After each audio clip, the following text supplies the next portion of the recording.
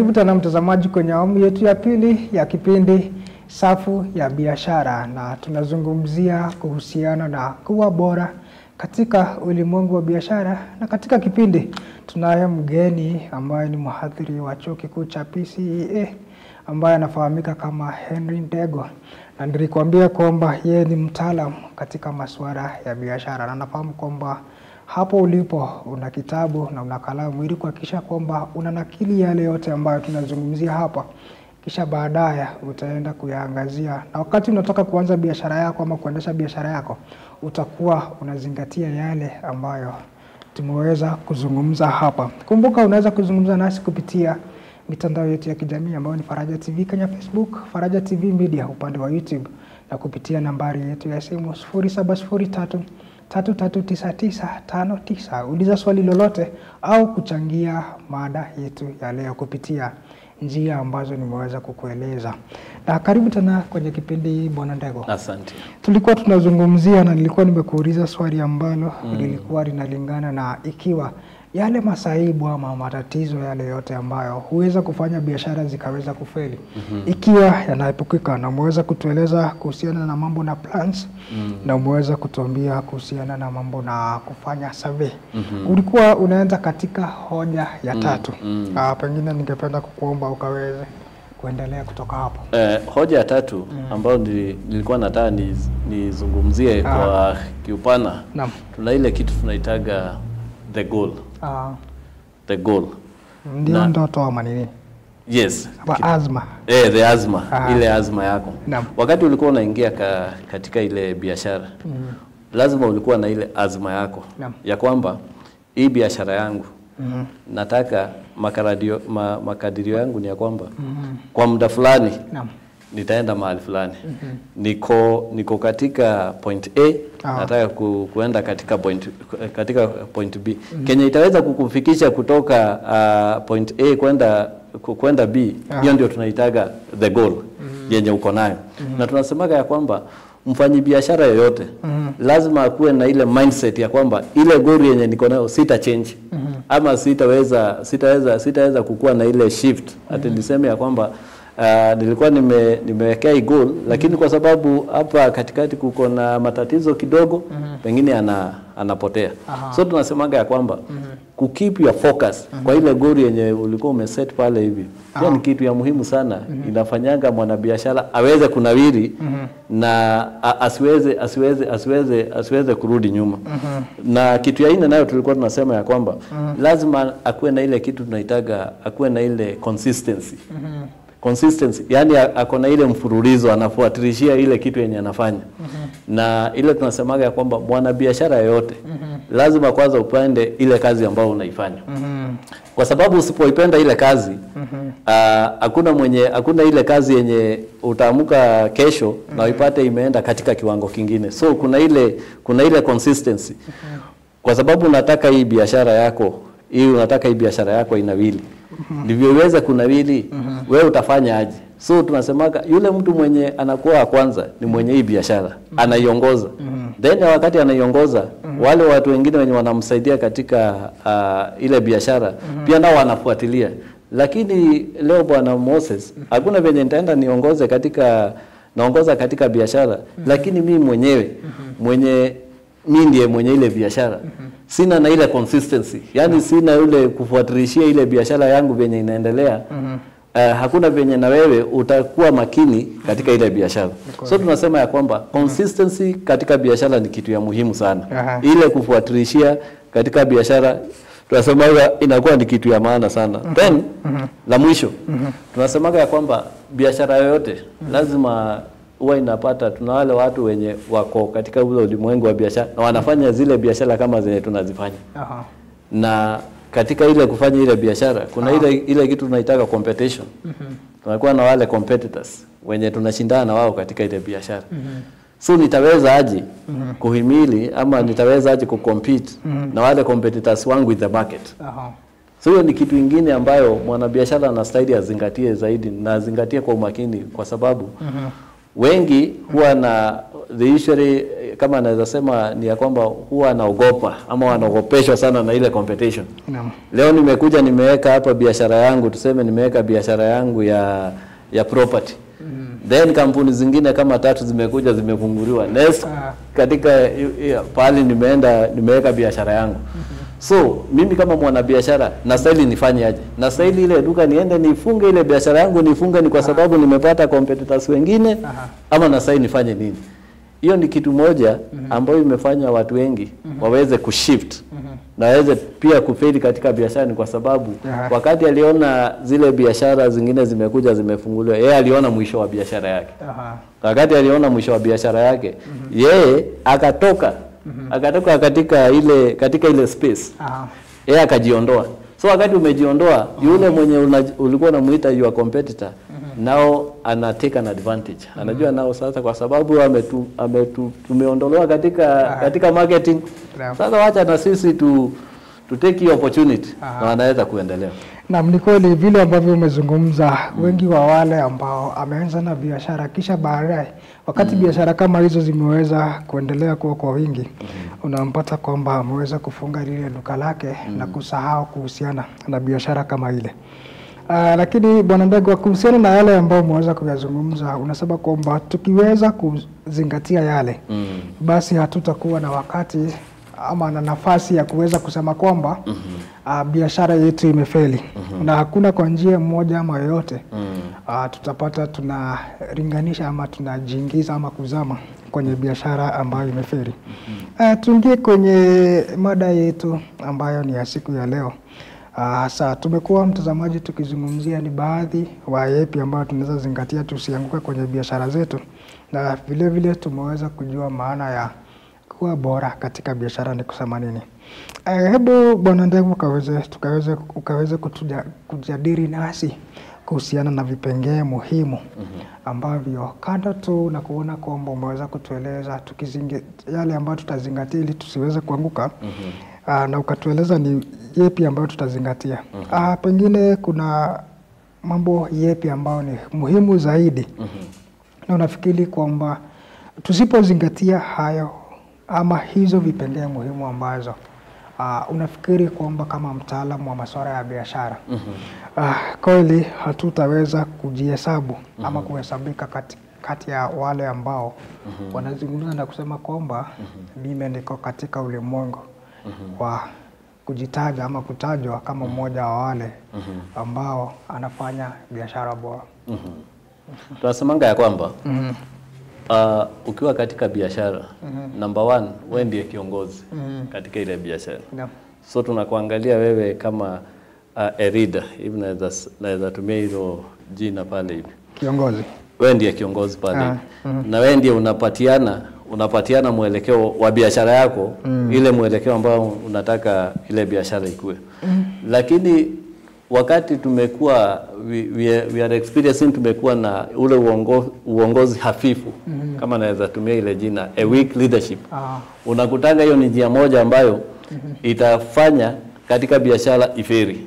Kitu ya pili, tunasema kwa biashara yote inatumiaga fedha. Na ile fedha ndio inafanyanga biashara yako ikue ama biashara yako irudi nyuma. So tuko na ile jambo la management, ile management ya ile fedha. Kwa hivyo unasema kwamba fedha ni kipengele ambacho ni muhimu cha biashara ikaweza kuhitimu. Yes. Fedha ni kitu ya muhimu zaidi na tunasemanga kwa wakati tumekuwa na ile mismanagement ya fedha, tunakutanga ile biashara itaweza kunawili. So tunasema uongozi bora katika biashara ni kitu ambayo itafanya biashara inawili zaidi. Na usipokuwa na uongozi bora ama usipoonyesha ile uongozi bora, hiyo biashara itafeli. La pili, tunaongelea mambo ya finances ama zile fedha ambazo zinafanya ile biashara ikue. Ni kwa sababu na imagine uko na biashara na pia umeajiri wafanyikazi. Na wale wafanyikazi ujue baada ya mwisho wa mwezi lazima wanataka riziki. Wanahitaji haki yao. Wanahitaji haki yao. Na sasa uko na pale hivi, uko na mtu mwenye pale hivi mwenye ako in charge ya finances, ana mismanagement. So fedha zinaingia lakini haziendi ama hazipelekwi ama hazifanyi ile matakwa ambayo ilikuwa inastahili zifanyike. So unakuta at the end of the day kutakuwa na ule mzozano kati ya mwajiri na mfanyikazi. Ni kwa sababu wewe umeshafanya kazi yako lakini hamna mshahara. Wanasema ni ubadhirifu wa pesa. Ubadhirifu wa pesa. Naam. Utumiaji mbaya wa pengine fedha.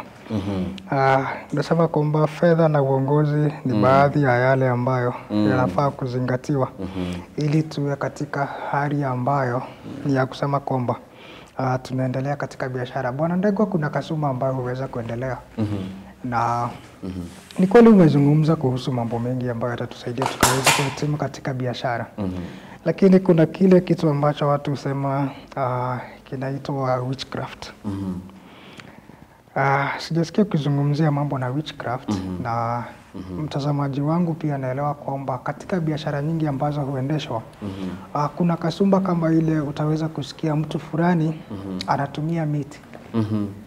Hebu tueleze kwa nini kutumia miti ama kutumia mambo kama hayo si njia moja ya kuweza kupanduka ama kuwa na biashara bora, kwa sababu huwa wakati mwingine anakaa chini na jiuliza ama anasema kwamba ni kweli miti imefanya kazi nzuri. Kama inamfanya akaweza kupata wateja wengi kiasi hiki, basi nafikiri kwamba miti ni jambo ambalo ni nzuri la kutumia. Pengine tueleze kuhusiana na jambo kama hilo. Jambo la kwanza Bwana Moses, mimi ni Mkristo. Na mimi siamini katika hizo mambo za ushirikina. Unajua pia watu nasikianga ameendea hizo vinyago na ili ya kwamba ati biashara yake ikaweza kunawili. Mimi pia najuanga biashara, hakuna venye biashara itaweza kunawili through hizo ushirikina ama hizo kwenda kuchukua vinyago na ili ukaweza biashara ikaweza kunawili kushinda biashara zingine. Nimekwambia ukiweza zingatia yale mambo ambayo tumeongea pale hivi. You give a good planning ya biashara yenye unataka kuifanya. Ukuwe na good management ya pesa zako ama fedha zako. Ukuwe na uongozi ambao ni bora zaidi. Ukuwe na ile tunasemaga umechapa ama ile kitu tunasema umechapa a good marketing survey ya biashara yako. Ukizingatia hizo vitu zote, sioni haja ya kukimbilia hizo vinyago ati ili ya kwamba ukuje unawili katika biashara. Ni kwa sababu biashara it is a set of mind. Kenye utaonyesha akili zako inakuwa vile. Ukionyesha biashara yako ati lazima utumie vitu fulani ndivyo biashara yako inawiri, ole wako. Ni kwa sababu huenda kwamba ile tu ni njia tu moja ya kulaghai wafanyi biashara fedha zao. Unaona? Na watu wengi wameweza kujipata katika zile mitego. Ya kwamba wameambia ukienda kwa mtu fulani atakufanyia vile, biashara yako itanawiri, utakuwa tajiri, utafanyika. Lakini after hizo mambo zote unakuta tu ilikuwa tu ni njia moja ya ulaghai na fedha zao zinaamburia patupu. Kwa hivyo umewaisikia kitu kama hicho? Ziko yale mambo nimeweza kuyasikia zaidi. Lakini mimi kwangu ama msimamo wangu kama Bwana Ndegwa, mimi siamini yale mambo. Mimi naamini ya kwamba ukizingatia yale mambo yanahitajika katika biashara, utaweza kunawiri hata bila kushinda ukiambiwa usijui ufanye hivi utafanyika vile. Hapana, hizo tu ni sarakasi tu za ulimwengu. Natumai mtazamaji umeweza kusikia kutoka kwa mtaalamu wa masuala ya biashara kuhusiana na mambo ambayo huwa tunasikia huku nje ikisemekana kwamba mtu fulani anatumia miti. Mtaalamu anasema kwamba ni vizuri kando tu na kuzingatia ama kusikia mambo kama yale, kuna yale ambayo umeweza kukueleza. Ukiweza kuzingatia hayo, utaweza kuwa katika hali ambayo ni bora. Bwana Ndegwa, kuanguka ni mwisho wa binadamu ama ni mwisho wa mtazamaji wangu yeye kuwa mwanabiashara. Unajua kuna wale ambao huanza biashara na baadaye wanafeli. Hii inamaanisha kwamba wewe si mfanyabiashara, ama kuanguka ni kusema kwamba wewe si mwanabiashara. Tunasemanga hivi. kufeli katika biashara sio mwisho wa kufanya biashara. Ama si kumaanisha ya kwamba ati ile biashara hautaifanya tena. Kwa lugha ya Kimombo tunasemanga ya kwamba failure is inevitable. Okay? Failure is inevitable part of entrepreneurial journey. Kwa hauwezi kuepuka kuanguka. Hauwezi kuepuka kuanguka. Lakini ukianguka unafanya jambo lipi?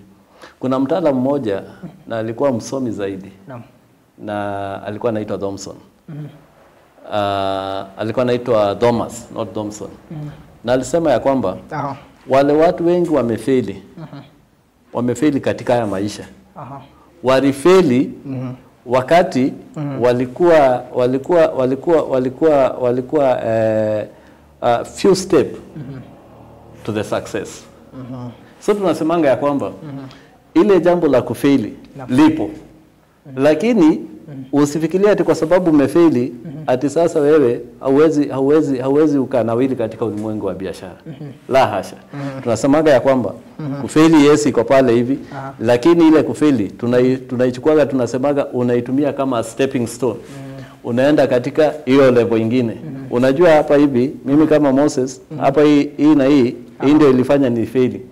Nitaweza kufanya aje ndivyo niweze nikafikia hatima yenye nilikuwa, because katika biashara tunasemaga lazima ulikuwa na ile destiny yenye ulikuwa unaona mimi nataka destiny yangu nifanyike kitu fulani.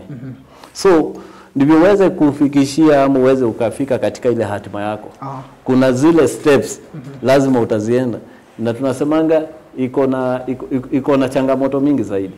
Kuna kupanda, kuna kushuka, lakini kwa yote tunasemaga una keep ile pace ama unajipa tu ile tu moyo. Unasema ya kwamba leo nimefeli, lakini najua kesho nitaweza kufikia ile hatima yenye nilikuwa nimeweza kuwekeza. So tunasemanga ya kwamba watu wengi huchukulia failure ya kwamba unajiona wewe sasa unajiona hakuna kitu kizuri kenye kinaweza toka ndani yako.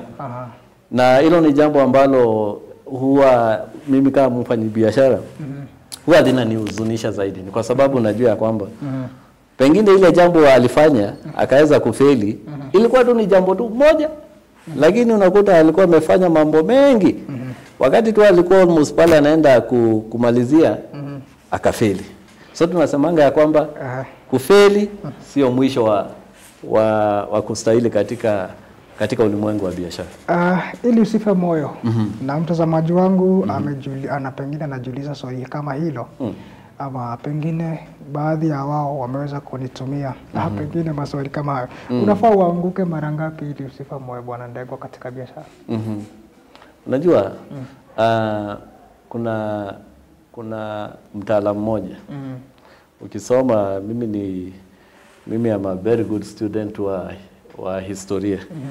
Na nilikuwa nasoma kuna ule mtu ambaye alikuwa anajaribu kudiscover ama alikuwa anajaribu kudiscover mambo, sijui ilikuwa ni mambo na I think kitu na stima hivi.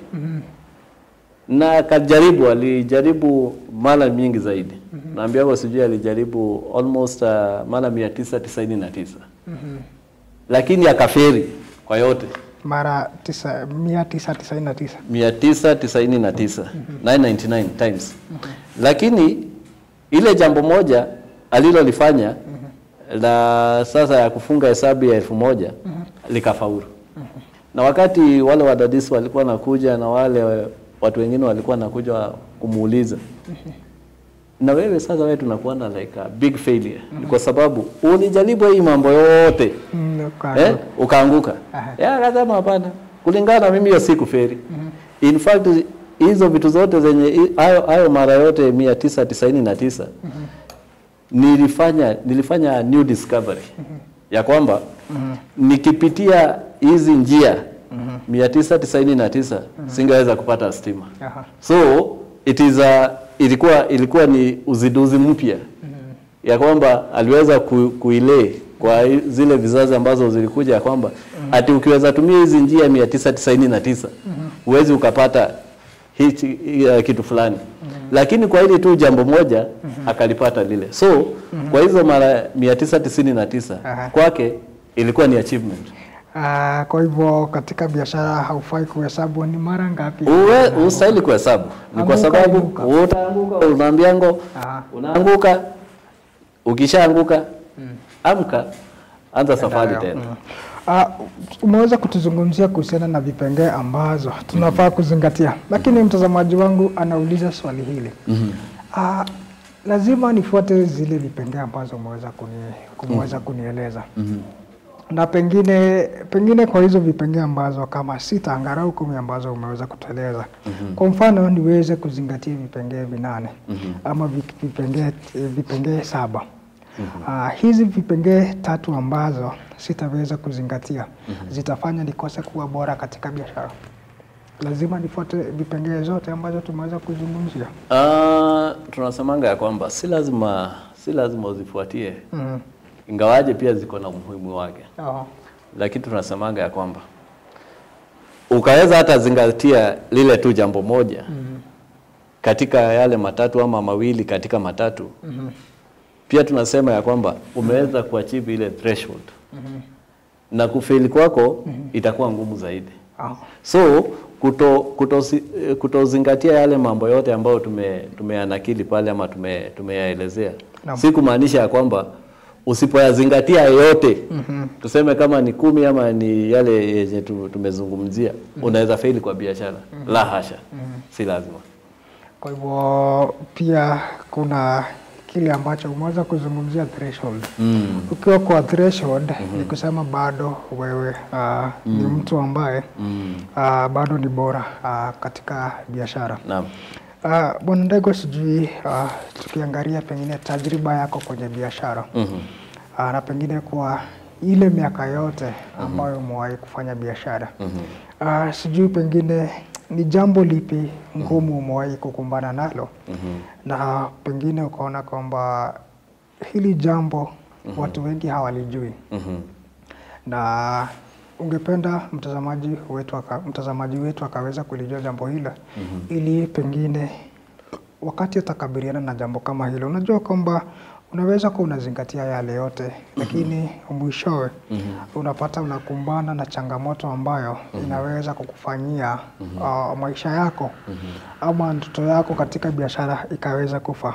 Pengine ningependa ukaweze kujadili ama kushare na mtazamaji wetu pengine tajriba ama ugumu wote ambao umewaipatana nao kwenye biashara, na ni kwa njia ipi ambayo uliweza kujitoa katika ugumu ule ama katika changamoto ile.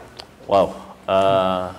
Mimi safari yangu katika biashara haijakuwa rahisi. Nakumbuka wakati kando tu nakuwa wewe ni mtaalamu wa biashara bado pia si tunapata zile changamoto. Tunapata zile changamoto. So wakati nilianzisha hii biashara yangu ya property. Kuna wakati after nimeenda nimemalizana kila kitu, tumefanya registration, tumeenda tumepata mahali tutafanyia hiyo biashara. Kwenye tulikuwa tumeweka ofisi zetu na nini. Naam. Unaweza jua ya kwamba Bwana Moses kwa muda wa miaka 3 tulisurvive na client mmoja. Mteja mmoja peke yake. Na mlikuwa na hadi wafanyikazi. Na tulikuwa na wafanyikazi by then, tulikuwa tumeajiri wafanyikazi, tulikuwa na wafanyikazi 5. Lakini hao wafanyikazi kwa hiyo muda, hao wafanyikazi walikuwa wanahitaji mshahara wao kwa sababu kuna wale wanafanya kazi pale kwa ofisi. Kuna wale tunaenda nao huko tunaenda huko field. Na ilinipatia changamoto sana. Ikifahamika kwamba mimi nilikuwa mmoja wale ambao walikuwa the directors wa ile kampuni.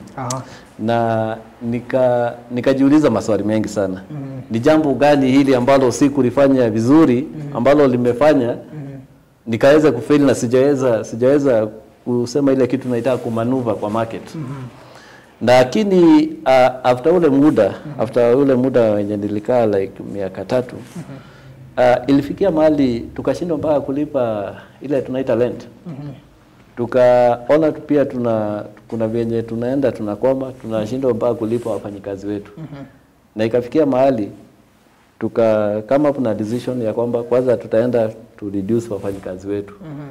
reduce wafanyikazi wetu, at least tubaki na watu kama wawili. Naam. Ndivyo tuone kama tutaweza kupitana na hili changamoto.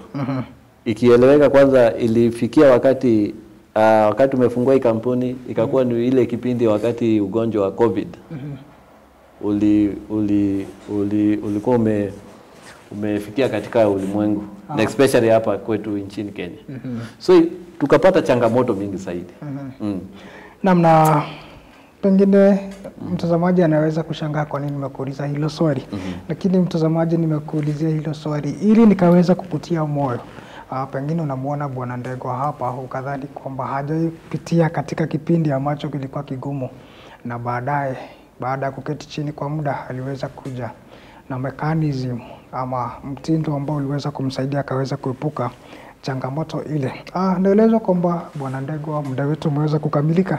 Lakini kuna mengi ambayo ningependa tukaweza kuyajadili, na mtazamaji tutakutengenezea kipindi kingine na awamu nyingine ambayo tutakuja kuendelea. Najua Bwana Ndegwa na mengi ambayo ungependa kukufahamisha kuhusiana na kuwa bora katika biashara. Bwana Ndegwa, ningependa ukaweza kuwapatia ushauri wale ambao pengine wanataka ama wangependa kuwa katika ulimwengu ambao ni wa biashara katika nchi hii yetu ya Kenya na katika nje ya nchi ya Kenya. Na vile vile huwa sisahau kuomba ukaweza pengine kuambia pengine kitu kuhusiana na wale ambao wanasema hakuna nafasi za ajira ama pengine wameshindwa kutengeneza nafasi za ajira. Unaweza kuwashauri pengine kwa njia ipi wale ambao wanaazimia kuwa bora katika biashara na wale ambao wameketi nyumbani wanasema hakuna ajira?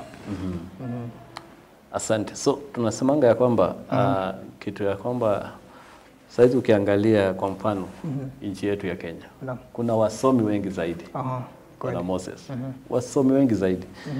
Lakini zile nafasi ambazo serikali yetu kuu inaweza peana kwa mwaka mmoja, unaona hata iwezi fikia hata even a third ya wale watu ambao wanahitimu katika vyuo vikuu na taaluma zingine tofauti. So pale tunajiuliza ya kwamba tutaweza kufanya aje, hata kabla ufikirie kitu kingine. Umekuwa pale katika chuo, umepata zile skills, umepata kila kitu, lakini nafasi pale hivi ni chache. Unastahili kufanya aje? Pale ndipo tunasemanga ya kwamba you create or you have that mind ya kukua una create zile opportunities.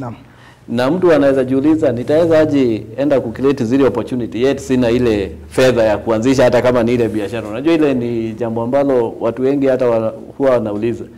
Ni vema venye unasema mtu aende aanzishe biashara, lakini zile fedha za kuanzisha biashara atazitoa wapi? Tunasema hivi.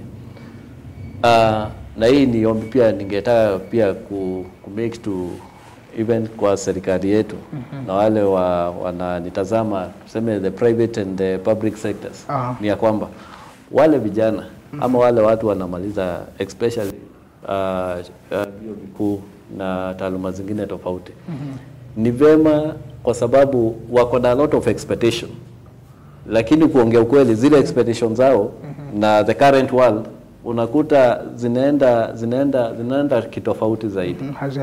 Haziandamani. So tunasema hivi, ikiwezekana ni vema pia upate that employment. Ukipata ile employment inakupatia an exposure kwa muda, unapata the experience, unapata ile knowledge, skills ya kwamba hata wakati unaenda kuanzisha biashara yako uko na ile ufahamu. Uko na ile ufahamu ya kwamba mimi hii biashara najua changamoto yake, naweza nikamanage hivi, nikifanya hivi hii biashara itaweza kufeli, nikifanya hivi hii biashara itaweza kumudu. Hilo ni jambo la kwanza. Jambo la pili ninasema ya kwamba tunasemanga hivi, kama ni wale customers uko katika biashara, tunasemaga treat all the human beings, ama wale client wako, treat all the human beings with needs. Okay? Treat na their needs, but si kwa mfuko. Tunasemaga ya kwamba treat all human beings with needs but not with wallet. Ni kumaanisha ya kwamba wale client ama wale customer unaenda kupata. Kitu ya kwanza wachukue, wape kimbao mbele pale hivi. Make them your first priority. Kabla ufikie Kenya unataka ambacho kiko katika ndani ya mfuko yao. Number one, make sure kwamba zile needs zao ama yale matarajio yenye wamekuja wakiwa nayo kwanza umeamit first. Then chenye kiko katika mifuko zao kitaweza kutoka. Yes. Itakuwa ni vizuri wale ambao wanamiliki biashara wakiweza kuzingatia hayo. Bwana Ndegwa, kwa yule yote ambaye anaweza penda pengine kukufikia, atakufikia kwa njia ipi? Pengine nambari ya simu au mitandao yetu ya jamii? Una ofisi yako ambayo pengine yote ambaye anaweza taka kuja moja kwa moja kukupata anaweza kukufikia? Pengine tungependa ukaweza kutueleza tutakupata wapi na kwa njia gani?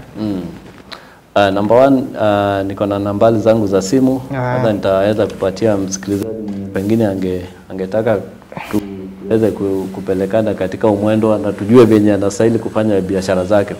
Nambari yangu ya simu ni 07 0718 854 200. 0718 854 200. Hiyo ni nambari ya Safaricom. Niko na nambari nyingine ya Airtel, pia naweza nipata kwa hiyo nambari 0782 355 181. 0782 355 181. Katika mitandao ya jamii pia niko pale hivi. Kwa Facebook unaweza nipata pale Henry Ndegwa, utanipata. Ukienda pia niko mpaka pale kwa Twitter. Twitter unapatikana? Yes, kwa Twitter pia napatikana pale hivi. Pale kwa Twitter unaweka Henrik Kenya ama KE. Henrik KE, utanipata pale hivi. Pia niko mpaka kwa TikTok. TikTok wanakufahamu vipi?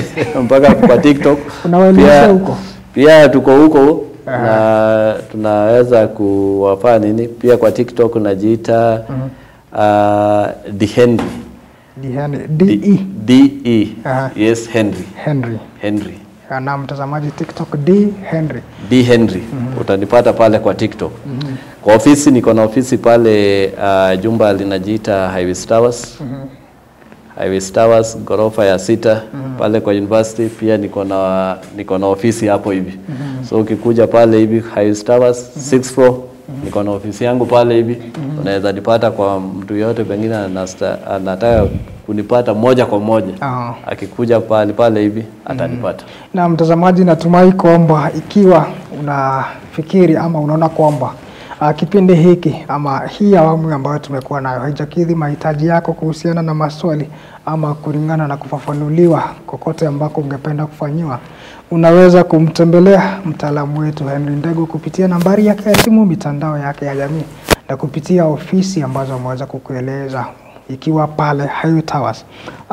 Tunashukuru sana Bwana Henry kwa kukubali mwaliko wetu. Asante sana Bwana Moses. Naam, na natumai mtazamaji wetu ameweza kusoma mawili matatu kuhusiana ni njia ipi ambayo atafanya biashara yake iwe bora. Na sijui pengine jambo lingine la mwisho pengine na watu ambao pengine ungependa kusabai kabla ya kuondoka kwenye kipindi. Asante sana. Ningetaka maybe kusalimia my colleagues wenye tunafanya nao kazi. Wakianziwa niko na mdosi wangu pale hivi kwa university. Anaitwa Madam Lucy. Madam Lucy Waita ndiye wa campus coordinator pale Presbyterian University.